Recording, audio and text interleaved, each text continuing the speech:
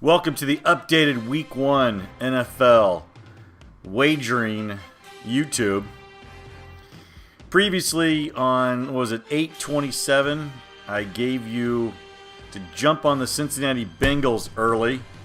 Anyway, talking about the Bengals real quick, I have the link of the YouTube that I posted previously. Much better than the Colts on O and on D. I think the Bengals are one of the more underrated teams in the NFL, especially adding John Ross, speed merchant out of Washington, back this season after getting injured in Week 1 last year. Tyler Eifert was hurt last year. He's back. Getting Mixon and Bernard, and you definitely have a good offense. And the Colts have garbage on D. Garbage. The Bengals also have a really good defensive line. You got Dunlop, Atkins, Johnson, Billings. Indy has no offensive line. Even Costanza, George Costanza, over on left tackle is not 100%. So I'm still on him. Here's my ticket that I have. Got a ticket on September 1st. I put a two-teamer just for a little $100 on it. I took Washington under 24 versus Auburn. That hit. So I did get Cincinnati at plus 145 on the money line. So that ticket does pay $467.73, potential profit of $367.73 to win.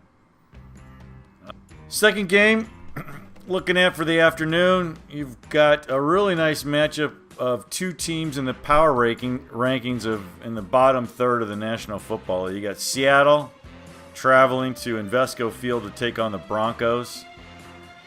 In the Pete Carroll era, even though Seattle went to 5 straight divisional playoffs, 2 Super Bowls, always started out slow. 2-2 month of September.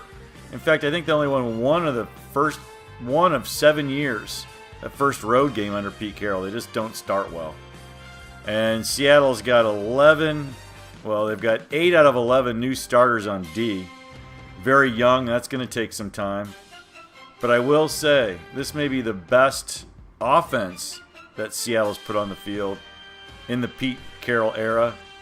Maybe 2013 because you had beast mode, but their offensive line is much improved. Dwayne Brown's going to hold off the left side.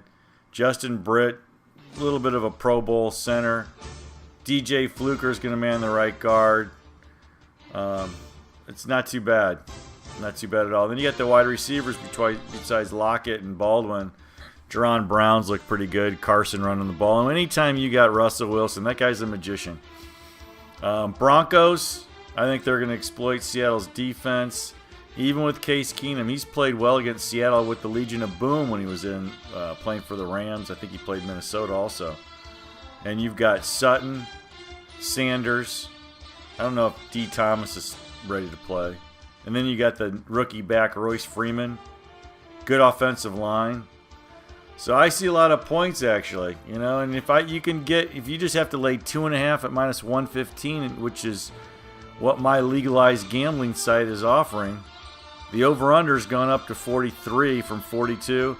I'm taking the over and a slight lean to the Broncos at minus 2.5. That's probably a good just two-teamer. Seattle's going to score 23 over 20. Denver's going to score over 20. That game is going over 43 points. You can take that to the bank. Okay, anyway. Final game. There's more games, but I don't have enough time to go through too much of the research. I like to look at some technical statistics too, and I'll put those on future YouTubes if anybody even bothers watching these things.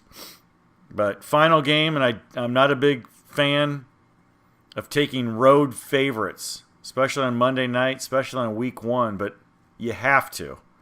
And I know the public's on it. I usually like to go against what the public wants. Rams minus 4 at Oakland. Okay? Oakland it's turned into a disaster season even before it started. Losing Mack is a huge piece. It's just part of that leadership, part of the defense, part of just the whole passion of getting fired up to play football. I mean, they lost a big piece of that whole program they're trying to build in Oakland. That's really going to hurt. Rams defense, I don't like to say it, but that thing, it's It's probably better than their fearsome foursome of the 1970s. When you got Aaron Donald and you got Sue, and then they just picked up Peters from the Chiefs, and I think Talib, he played with the Broncos last year. You got some new secondary pieces. Your front defensive tackles are just dominant. Oakland's offensive line isn't very good. Beast Mode's not a speed burner. He's going to get tackled in the backfield before he even gets his tread moving. You got to go with the Rams. I don't care. Laying 4.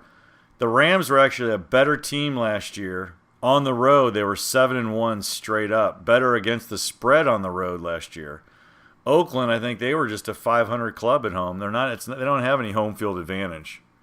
So they're a Jekyll and Hyde team, but you have to run with the Rams. You're never going to get, all year, you're not going to get any value with the Rams. Just like you'd never get any value with the Patriots. The Rams are hyped. They're going to start killing teams, and the lines are going to get, at some point, they're going to be favored by 7 on the road and double digits at home. So Gurley will bust through. Didn't really look at the over-under too much, but lay the 4. So basically the 4 games that I have Cincy already on the money line, as you can see, at plus 145. I got 467 payout riding on them on the money line. I think you go to the afternoon game, roll over your morning, go with the Broncos, just a small spread, and take the over 43. That game's going to be in the 50s. And then you come back Monday night and then roll everything into the Rams. You'll probably be laying 5.5 by Monday night if you wait too long. Maybe even 6.